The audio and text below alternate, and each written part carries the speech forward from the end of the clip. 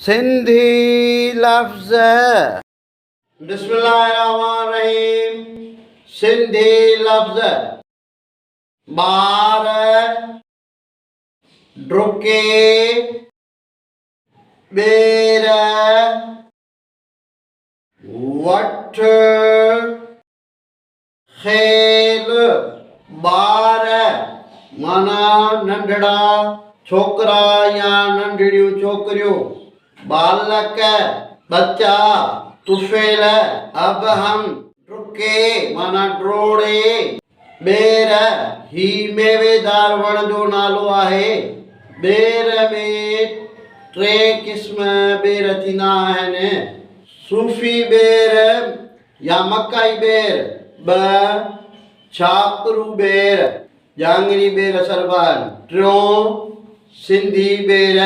वठ, वठ लफ़्ज़ जी माना आहे हिकु ॾे ॿियो पकड़े त उनखे चइबो आहे वठ।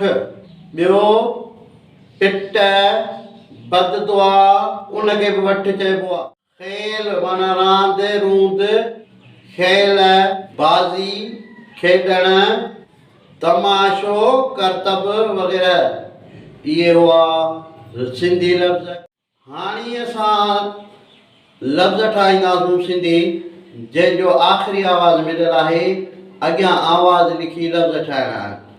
अचो त ठाहियूं।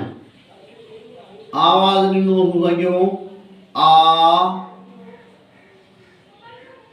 ब रो। हाणे लफ़्ज़ ठहियो आ बरो। आ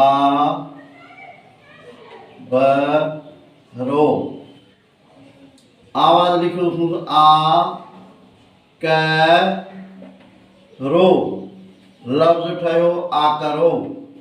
आ क रो। लफ़्ज़ ठाहींदासीं, आवाज़ लिखंदासीं ता म रो।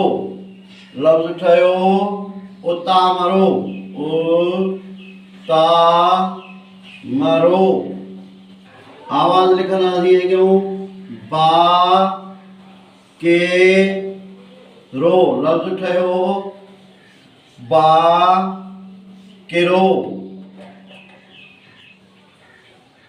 जी